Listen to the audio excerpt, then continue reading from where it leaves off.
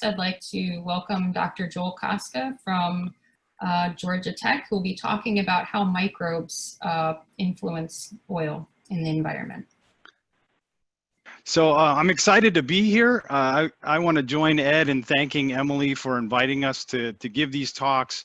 I also want to give a shout out to Sea Grant. I think Sea Grant nationwide, you know, the coastal zone is an important economic engine for our country, and Sea Grant really works hard to provide the science base and translate that science base for managing coastlines. It's really a critical organization, and I'm glad to be a part of this event that they're hosting today. I also want to thank the Gulf of Mexico Research Initiative for funding this work over the last 10 years. What you're looking at here is is Orange Beach, Alabama in summer of 2010. And it's emblematic of the you know, the huge impact that the Deepwater Horizon discharge had on the coastline at that time.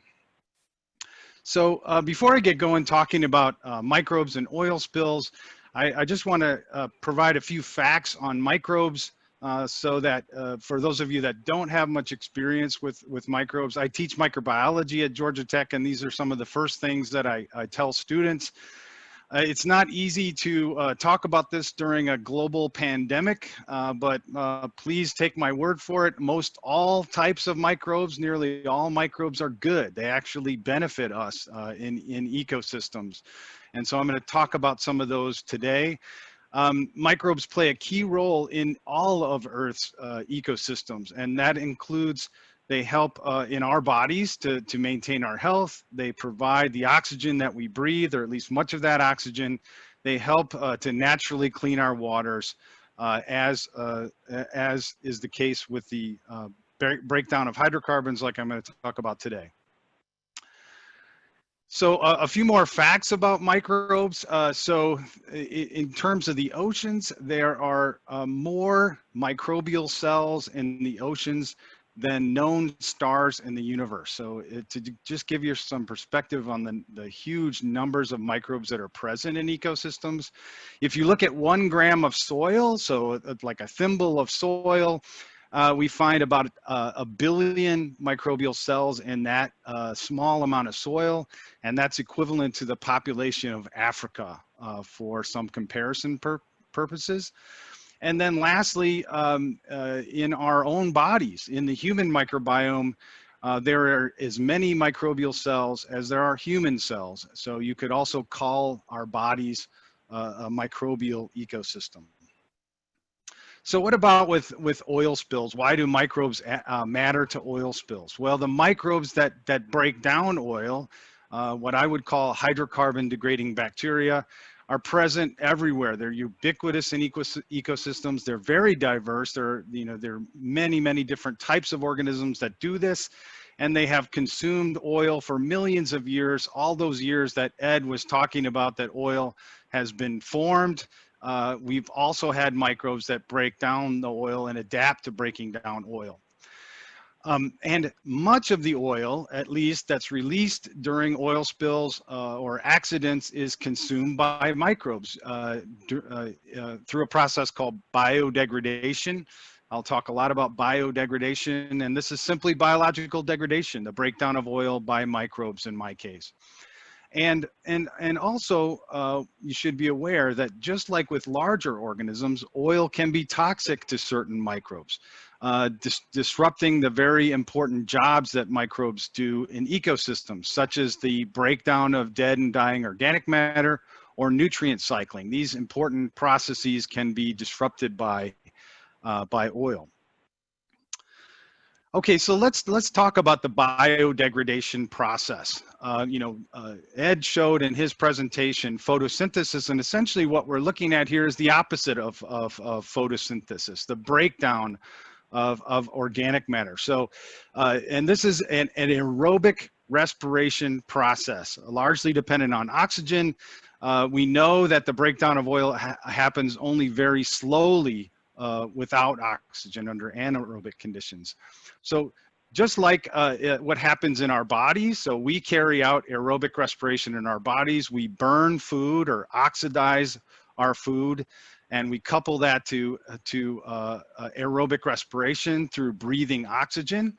So the food is broken down to carbon dioxide and water, and oxygen is respired.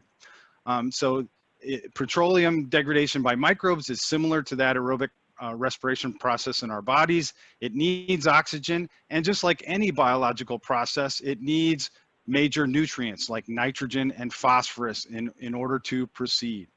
And then also, if you look here at the end, not only are carbon dioxide and water produced, but also there are many intermediates or products, complex carbon compounds that aren't fully degraded that are produced. I think Collin might shed light on that later. These are also really important to the fate of the oil and potential toxicity of the oil. Lastly, my point here is that, as I mentioned before, the availability of oxygen is very important to this respiration process that supports biodegradation. And so oxygen, as well as major nutrients, are really important controls of biodegradation in the marine environment. Another thing I want to say here about biodegradation is it's not just one microbe that's breaking down all of these complex oil hydrocarbons that Ed was talking about. This is very much a team effort involving many different types of microbes that eat the various hydrocarbon compounds that are in this complex mixture of oil or portions of the oil. And if you look at this diagram I'm showing here on the right, so the blue organisms here, it's supposed to be bacteria in this cartoon, are eating oil droplets, but it's also microbes that don't eat the oil. For example, these red microbes that produce soap-like compounds like dispersants that were used during the Deepwater Horizon oil spill as a response effort. So microbes might produce these dispersants that then break the larger oil droplets into smaller oil droplets that can then be consumed by the microbes that eat oil. So this is just one example of the many different microbes and the microbial food web that together is involved in biodegradation. And I want to say too that there are many different interactions between all these many microbes that are complex, and we still don't understand all of those complex interactions. Okay, so how do we study biodegradation? What methods can we use to understand biodegradation? Okay, and here we go. This was, Ed showed some nice pictures, and I showed some pictures here. We can simply study whether the oil's present. We can just look for oil in the environment as slicks on the ocean surface, as you see here, or as tar balls or oil that's accumulating on the beach, as you see in this other picture. We can follow the hydrocarbon compounds using oil chemistry that are present in the environment. So just by measuring those compounds, using the methods that Ed mentioned in water or soil over time and space. And then more to the point of this talk is we can use the latest molecular methods, we term genomics, to see if the microbes change along with the oil hydrocarbons, along with the oil chemistry. And just as we were able to take advantage of some really sophisticated new chemical techniques for analyzing hydrocarbons in the environment, we also have a lot of new microbial genomics techniques that we can use to follow oil-eating microbes in the environment. In fact, this was the first major disaster, the first major oil spill for which we had genomics techniques that we could broadly apply to figure out or to identify what oil-eating microbes were present. And then we can also conduct experiments in the laboratory to support what we see in the field where oil is present or where we analyze its chemistry. Okay, so start out with just looking for the oil, just visual observations. Ed showed another picture. Here you see a photograph of oil slick as we saw it in summer of 2010 during the Deepwater Horizon discharge. And so what I want to do is to talk about some examples from my own research that was conducted at Pensacola Beach in Florida. And just like the microbes and biodegradation, this was very much a team effort. I want to thank my collaborators, Marcus Hoodle at Florida State University and Kostas Konstantinidis, also here at Georgia Tech. We all work together on this research, and you can see a lot of references for our studies, for our publications shown in the lower right-hand corner here. And what I'm showing here is kind of like a visual history of oil as it came ashore on Pensacola Beach. And so if you look in the upper left-hand corner here, we saw that oil started to come ashore in late June of 2010. This is, as you may know, this is a really hot time in the summer in Florida on the Gulf Coast. And so oil had a tendency to form pools in depressions on the beach surface here, and then filtered down into the sands by late June, as you see here in this picture. And then the beach is a very dynamic place, and there were 2 tropical storms that occurred in 2010, and so rapidly those oiled layers got buried up to a foot or 2 down into the beach at Pensacola. Then if you jump here to October of 2010, you can see again these buried layers. Much of the oil was degraded, biodegraded, but some of it remained. And it was decided by BP that they would bring in contractors to do what was called a deep cleaning. And what this was a physical cleaning where they brought in huge road machines. So they dug up the dirty sand, they pulverized it, sieved it, mixed it with clean sand, and then dumped it back out onto the beach. And so the effect that this had was to essentially just spread out the oiled sands over large areas.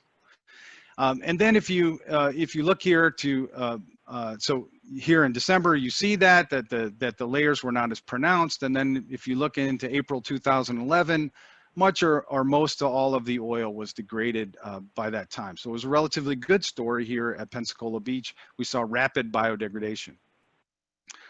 So how did we study that? Well, here you see a picture of my guys out there sampling in fall of 2010. We excavated these huge trenches so that we could sample these oil layers, and we also took soil cores and water samples, etc. And so one of the techniques that we used was just to simply study the oil chemistry, as Ed talked about.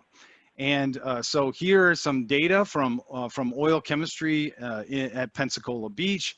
And I don't have time to talk about all the details here, but the short answer is almost all of the oil was degraded after 1 year after it came ashore at Pensacola Beach. And the chemical analyses generally agreed with visual observations. That is, when we couldn't see oil anymore, most of it was degraded. If you look at these graphs here, so this is soil depth on the y-axis, and this is time in the x-axis from summer of 2010 to summer of 2011. The darker colors are proportional to the amount of oil present. So you can see with time, the oil was buried deeper into the soil, and then it was degraded or depleted with time. So basically the oil went away. So now to the genomics part, the biological part. So this genomics is kind of like an ancestry.com for microbes. So we can build a family tree of microbes based on their gene sequences.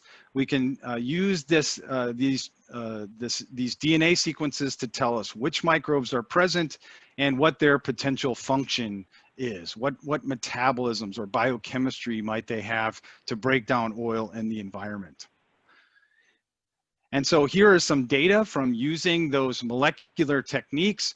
And again, the short message here is that oil degrading or hydrocarbon degrading microbes grew rapidly. They were present in very low, they were rare prior to oil hitting the beach. And then the microbes grew really fast and took over the microbial communities in the beach sands. So up here you see, and I wanted to highlight too that I'm showing each one of the graduate students that was working on all these projects. This is Will Overholt, a GOMRI, a Gulf of Mexico Research Initiative scholar that did much of the work that I'll be talking about, and I'll highlight a GOMRI scholar in many of these slides. So if you look at this soil core here, you can see that there's a really pronounced layer of oil here in the core.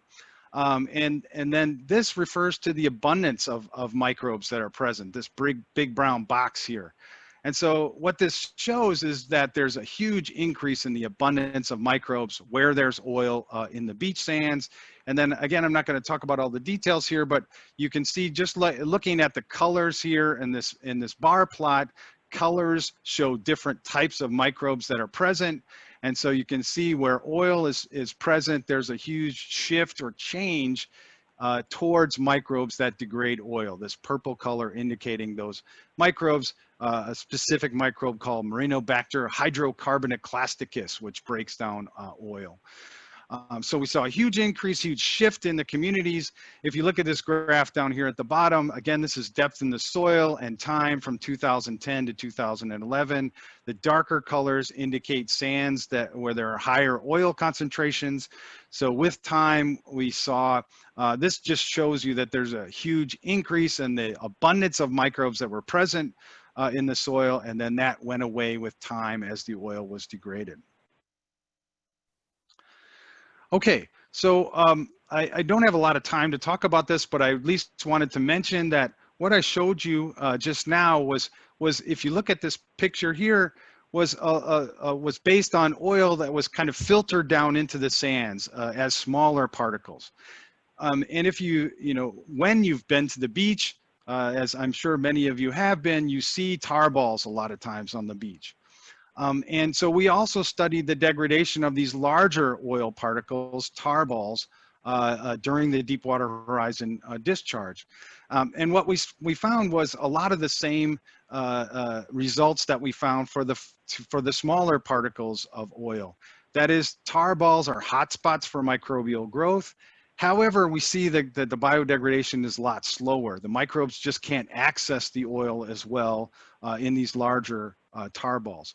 We did see, though, that unlike what we thought before, oxygen was present inside the tar ball, so they can carry out aerobic respiration. Now, I just wanted to spend a little bit of time talking about the specifics of genomics.